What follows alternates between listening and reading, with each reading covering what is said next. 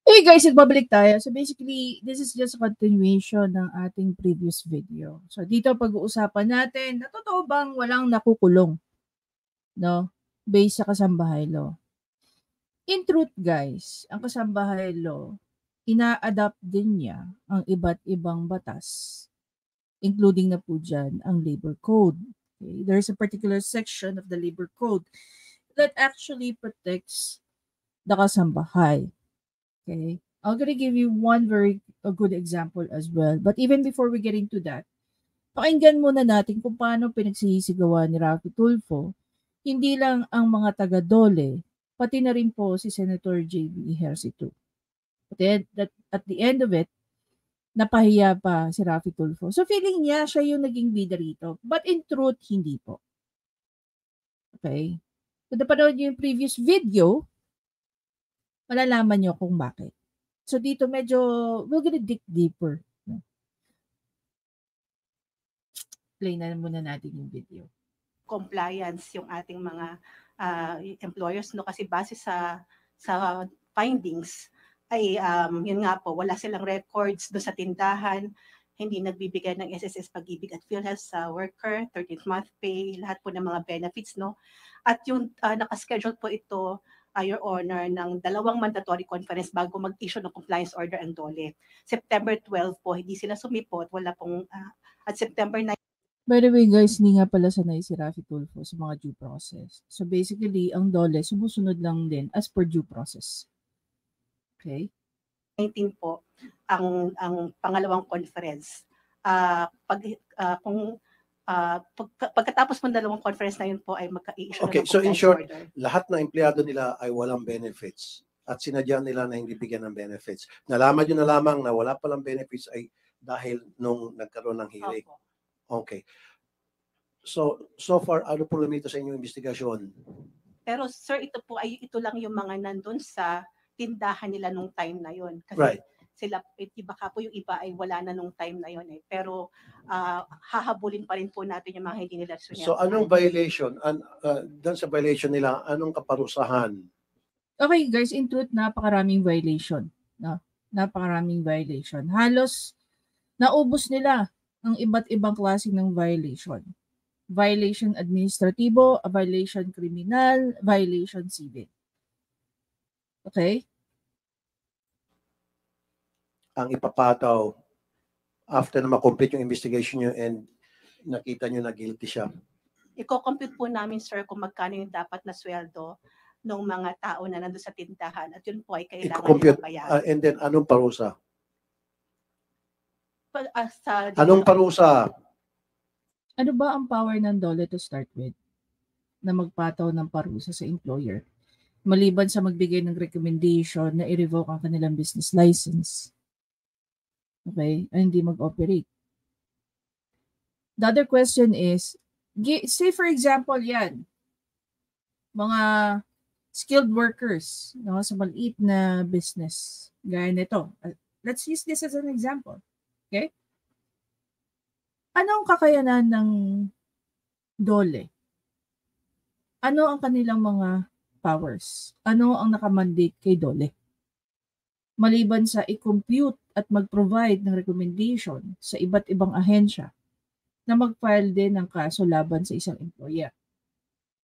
Okay? Balikan muna natin si Idol. Kasi dito, ito na yung part nagsisigaw siya rito. Eh. Anong parusa? See? Stop. Ito, Mr. Chair, ang sinasabi ko eh. Ito eh. Stupid law. Qualified, sandali lang po. Sorry. I mean, hindi patas ang... Again, talaga, ako, baka sumabog ako dyan kay Rafi Tulfo eh. Tawagin niya stupid law yung kasambahay. To think, napakahabang panahon na merong pinoprotektahan ang kasambahay. Actually, mas special pa nga sa kanila eh. Kasi, pag may ginawa ka sa isang kasambahay, ang dami mong na-violate na batas. Isa lang yan eh. Isang nagpuprotekta, pero it is a very strong law na pinoprotekta ng isang kasambahay. Na-penalize ka na sa lahat, mape-penalize ka pa rin sa kasambahay law. Tapos tatawagin ni Idol na stupid. ang batas. Pagkasambahay, nagnakaw, qualified theft at makukulong. Pag si amo nagnakaw, hindi nagbigay ng tamang sweldo, hindi nagbigay ng tamang benepisyo, pagbabayarin lang, absuelto na. Saan? Ganyan siya ka-stupid. Ako na magsasabi sa'yo, Idol, stupid ka.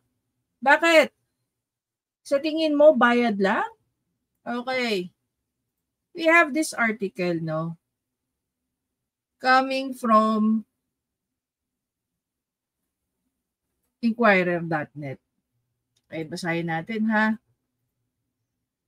Ano itong sinasabi ni Rafi Tulfo na magbabayad lang, walang penalty? Okay. SSS revs up campaign versus errant employers. This was actually May 2, 2023. So, diretso na tayo, guys, dito sa isang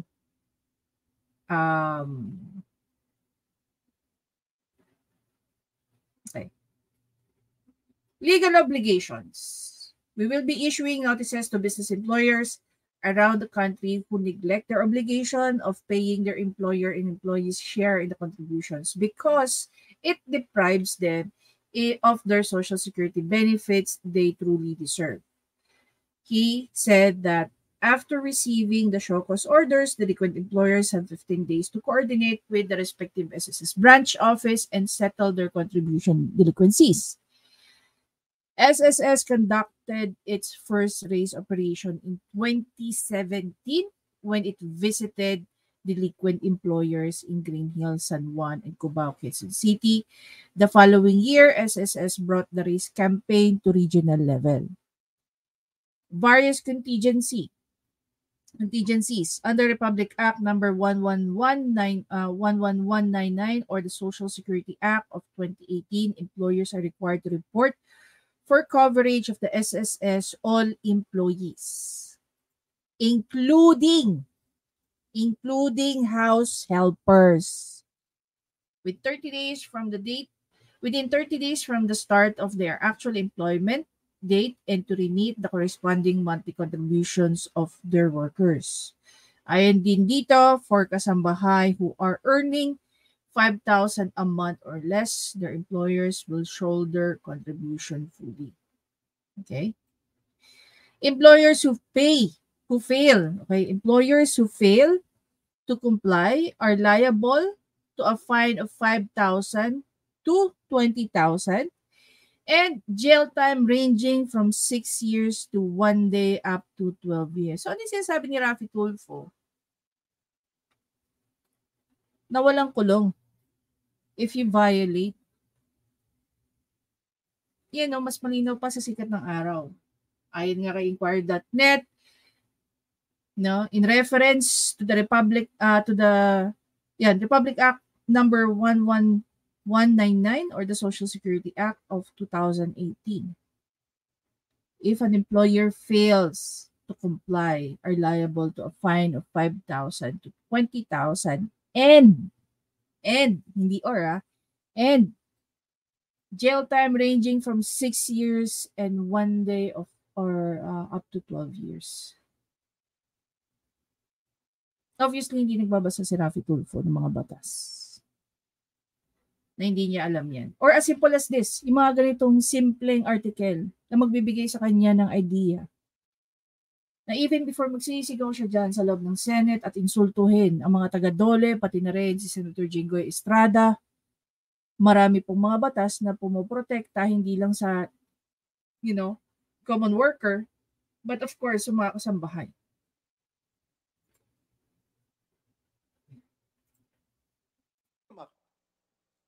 Di ba? Ito yun eh. Ilang kasambahay na ang nakulong dahil nagnakaw ng toothpaste, nagnakaw ng cellphone daw, kung ano pang pag... Hindi ko alam kung sino pinaprotektahan ni Rafi Tulfo eh. Is it really? Para sa mga kasambahay? Or it's just that hindi mo lang alam kung ano-ano ang mga batas na pumoprotekta sa every worker dito sa Pilipinas?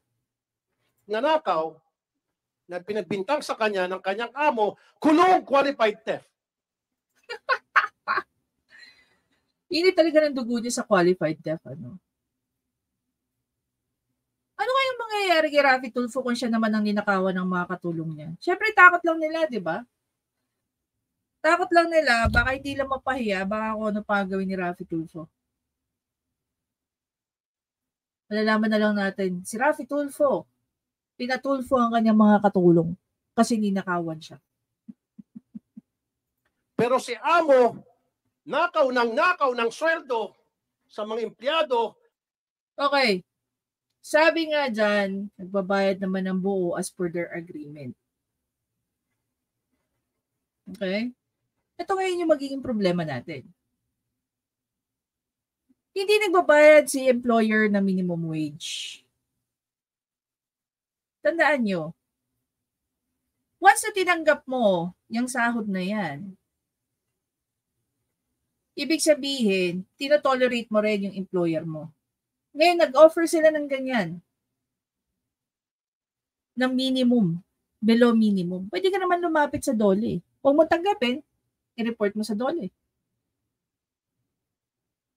Na itong tindahan na to, itong establishment na to is below minimum. Ngayon, papatulan ba? Diba? Papatulan ba ni DOLE kung wala kayong employee-employee relationship? Definitely hindi. Wala kang magiging laban dyan. Marami na pong jurisprudence tungkol dyan. Kung ito typical na mga common cases na makikita mo sa labor. Isa yan sa mga nagiging problema natin. Pag walang employee-employee relationship. Paano mo kakasuhan ang isang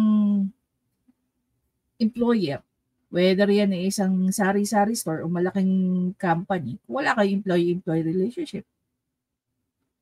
Kasalanan din ba ito ng company kung tinatanggap mo yung below minimum? Hindi. Bakit? Kasi tinanggap mo eh. As long as may tumatanggap na below minimum, hindi madadala yung mga yan. Diba? Kasi tinotolerate din natin na may mga tao nagpapasweldo below minimum. Ngayon ang irarason ng ibang tao, kasi ganito, kasi ganyan. May problema ka pala sa sahod eh.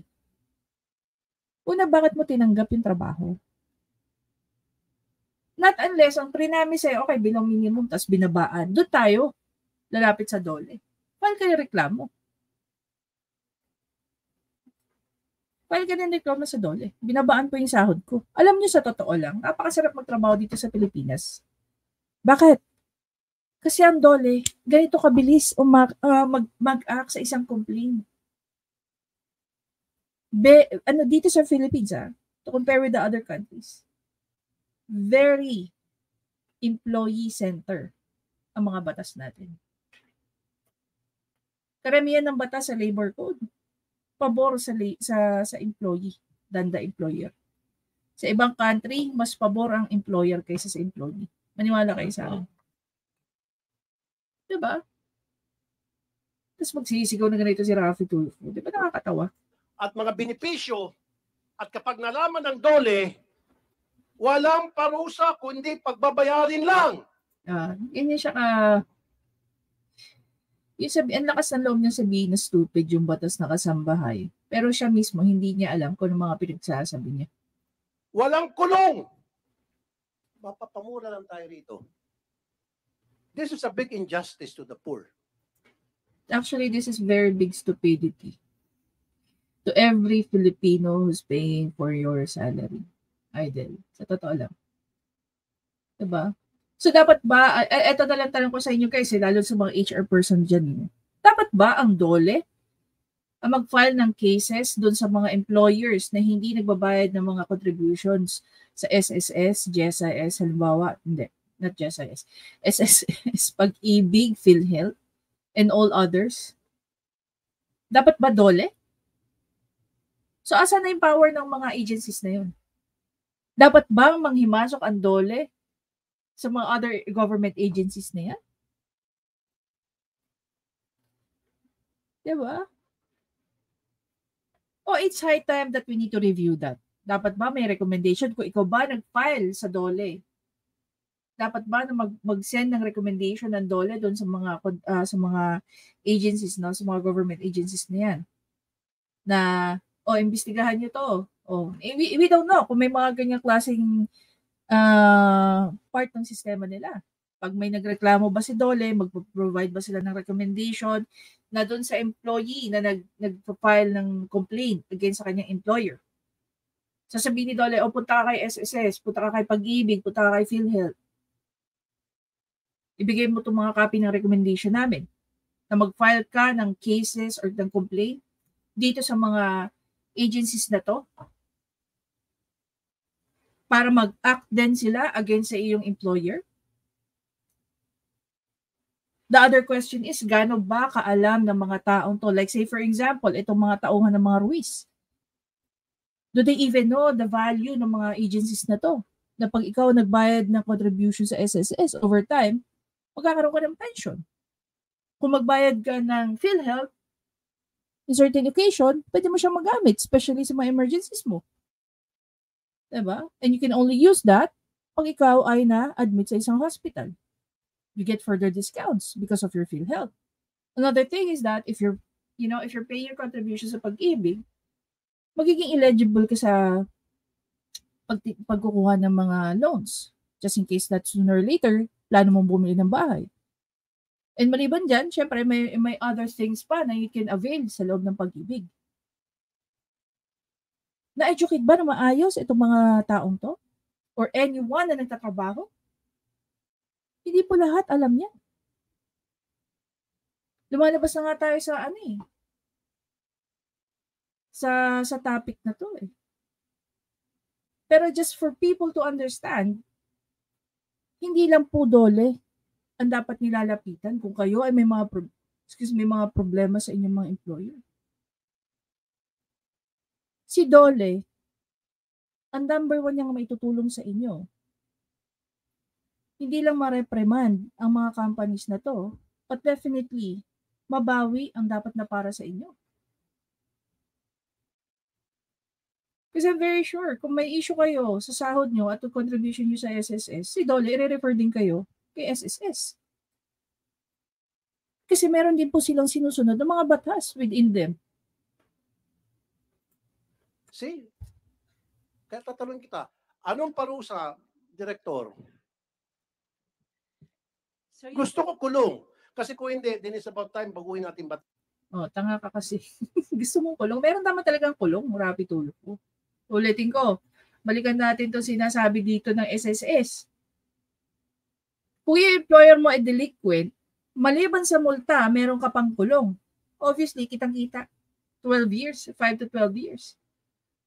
So, pinag-usapan natin, hindi lang to isahan. Per ulo po ito ng employee na hindi yung hinuhulugan. Kaya sabi ko sa inyo kanina patong-patong na kaso ang pwedeng ilagay sa ulo ng mag-asawang Ruiz na to.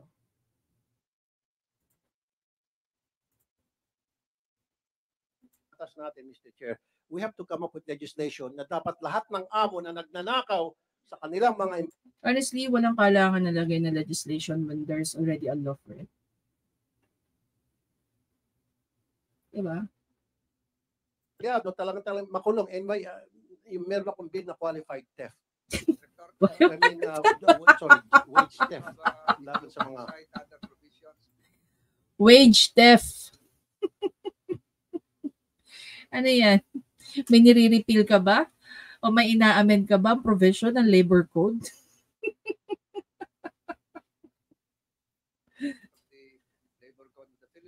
If you're not in a position, just say so. So yung violations naman po pagdating sa batas kasambahay, administrative fine.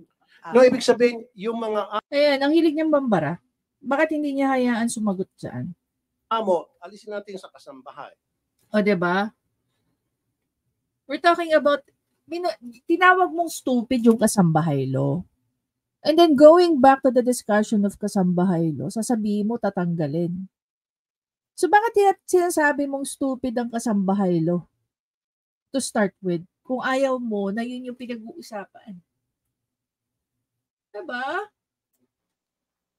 kahit na sino, kapag yung amo nagnakaw sa kanyang tauhan, meron pa pagkakakulong? Kaya na, Mr. Chair, meron akong bill na pinasa ko na. Yeah. Prinomote na naman niya ang wage theft.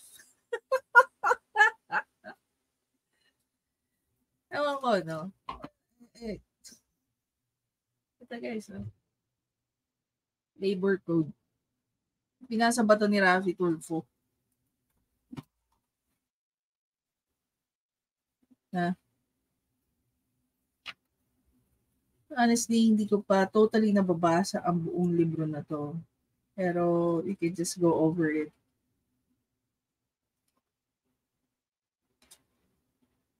Kung babasahin ito ni Rafi Tulfo, itong labor law, it is a very strong law na it covers almost everything. Diba? Yung wage theft. Na para itong mga walang hiyang amo makatikim ng kulong. Kasi napakadali sila magpakulong ng kanilang kasambahay at mga tauhan kapag nagnakaw ng kung anumang bagay na binibintang nila.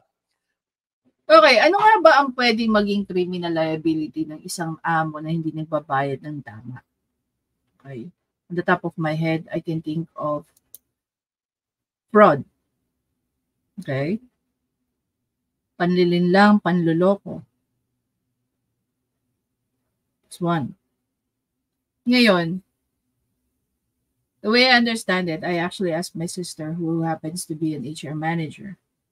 What if daw, based sa mga seminars na kanyang inatenan as per labor, kung halimbawa may lumapit na isang employee sa labor with employer-employee relationship at take note at nalaman ng DOLE na itong si employee ay tumatanggap ng below minimum. Pine-penalize po yan ni DOLE. This is not something na si DOLE, they just brush it off. The only thing that we need to do is to educate every single employee in this country na open po ang DOLE tumulong sa inyo. Kung halimbawa po kayo, let's say nag-agree ka kasi hindi mo alam na ito pala ang minimum wage ngayon. Nag-agree ka na.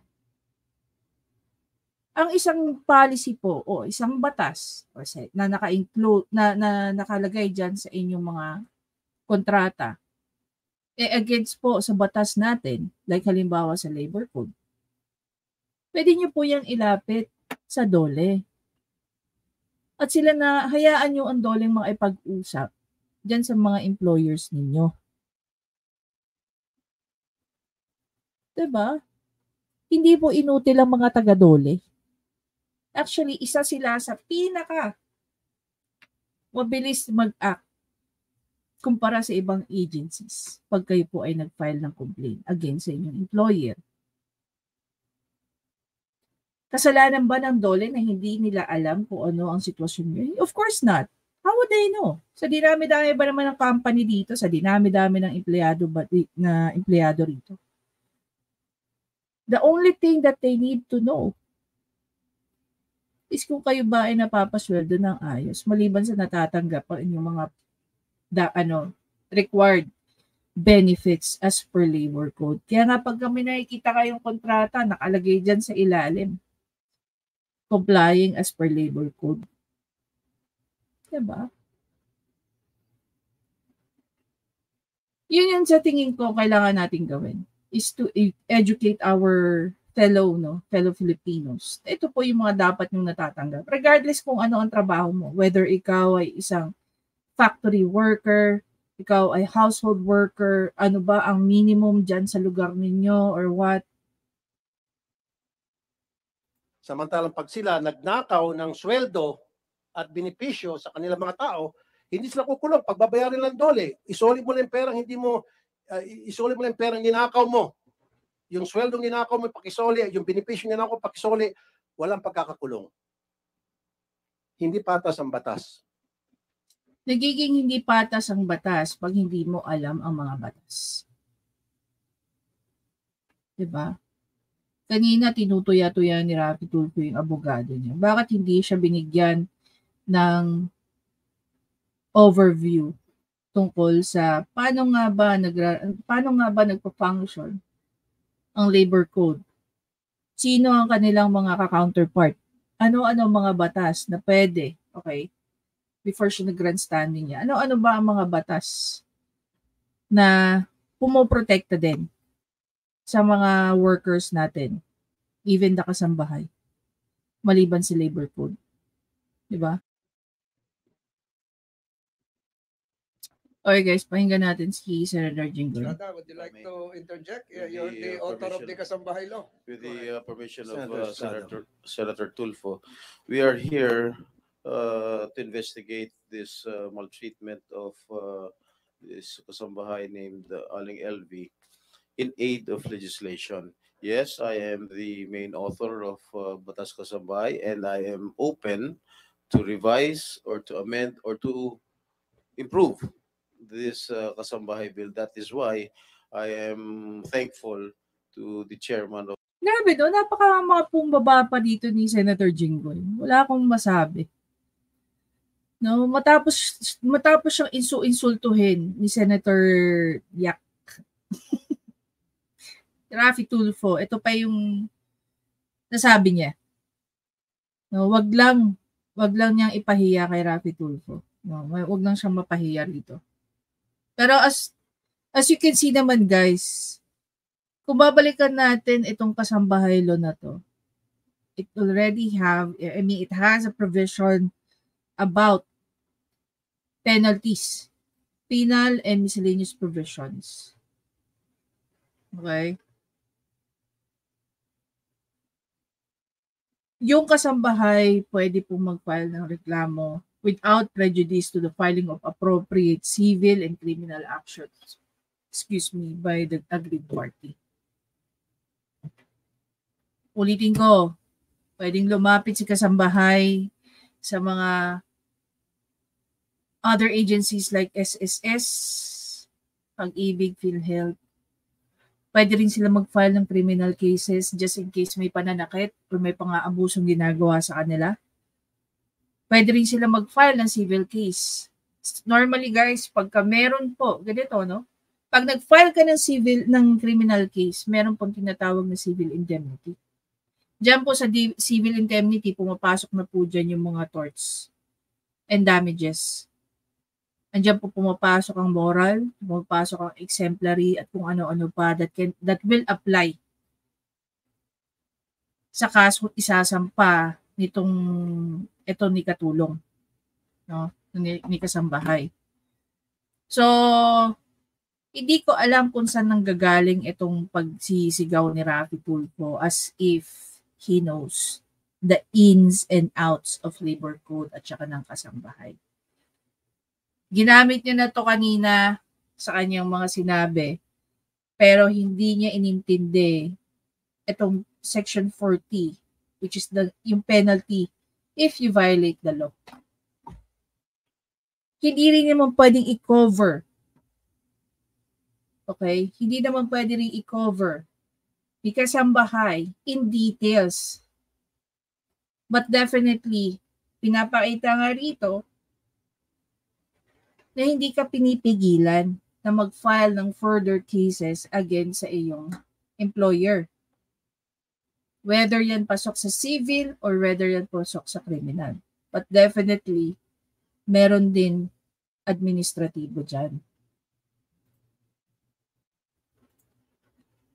of the Committee on Justice that he has conducted several hearings with regard to this to the maltreatment of Manang LV, and as what you said, Senator Tulfo, you are one with me in improving this Batas Kasambahay bill. That is why I, as the principal author of Kasambahay bill, Law. admits that there are some loopholes in this bill. That is why I am open to amending or revising this particular bill.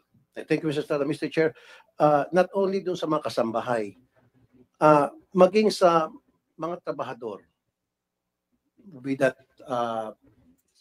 Yung hindi pagiging compliant ng employer sa labor code natin. Yun yung problema. Which is nape-penalize. Ngayon, the only way for us to resolve all this issue is kailangan mag-report din naman po, no? Yung mga employees na inaabuso ng kanilang mga employer. Kung hindi napapasweldo ng tama, hindi nabibigyan ng mga tamang benefits, it's not only monetary benefits, guys. Maraming benefits ang ini-impose ng labor code para sa mga kababayan natin. Diba? Marami, guys. The only thing that we need to do is to follow it. If the employer is not compliant, and that's the time that we should go, no?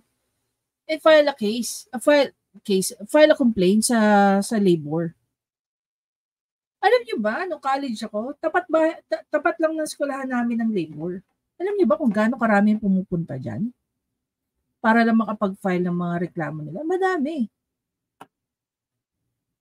Kasi the way nagsasalita rito si Raffy Tulfo, ginagawa niyang inutil yung batas. When in fact, the law itself is sobrang strict na. At hindi lang maliliit na business ang hindi sumusunod. Even the bigger ones. I don't have to name names. Hospital, telecom. Halimbawa na lang ang ABS-CBN, gaano karami ang labor complaint na meron sila? Napakarami. One factor kung bakit hindi po inano ang kanilang prangkisa. Isa yan sa inungkat. Yung dami ng labor complaint sa ABS-CBN. Diba? Honestly, I feel bad for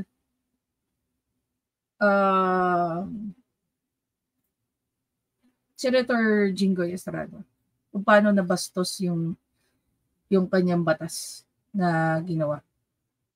I mean, looking at it, diba? Kung yan binasa na maayos, obviously, may mga penalties para dyan. Yung hindi mo lang pagbigay ng mga benepisyo, papasok dyan ng labor. Is under ng labor code, merong provision ang mga kasambahay dito na inadapt ng kasambahay nyo. And even, no, the Social Security Act of 2018, inadapt din nito. Iyon, pinoprotektahan din ang bawat kasambahay. That if you fail to pay the contribution, this is for the employer. If you fail to pay the contribution, may penalty ka na, may jail time ka pa. I really feel bad, no? Kung gaano pinapalabas ni Raffy Tulfo na our laws are very weak, and he even said, narinig niyo naman, it's a stupid law. Yan po yung resulta ng mga taong ignorante sa batas. Ayon nga sa Article 3. No? Para mas malinaw.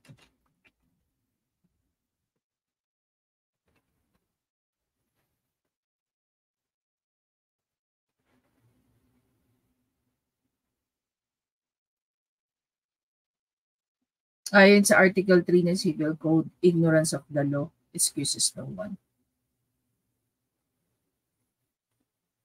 Tapos senador ka pa ng Pilipinas. Ngayon nga dito sa explanation, this means that there is a conclusive presumption that everyone knows the law, even if there is no actual knowledge of the law, as long as there has been a publication. So literal na obligasyon po natin na up-to-date po tayo sa mga batas. And unfortunately, hindi ito masyadong nadidiscuss sa kahit anong eskwelahan. Not unless ikaw ay nag-aaral ng pol-sci, ikaw ay nag-aaral ng legal management, ikaw ay nag-aaral ng law. Pero hindi po masyado itong kinakapture or hindi ito dinidiscuss. Kasi hinahayaan ng mga eskwelahan na dapat alam mo to. Diba? Anyway guys, again, isang malaking sampal na tawagin niyo na ang no? And that kawal ng alam sa him. Kaya naman sabi. Guys, maraming salamat sa panonood. Please don't forget to subscribe, like, and comment. Definitely. Share nyo na rin. Ano masasabi nyo kay Raffy Tulfo? Ano masasabi nyo sa mga taong walang alam sa batas and yet nagagaling-galingan? Nakairita, di ba? Nakainis.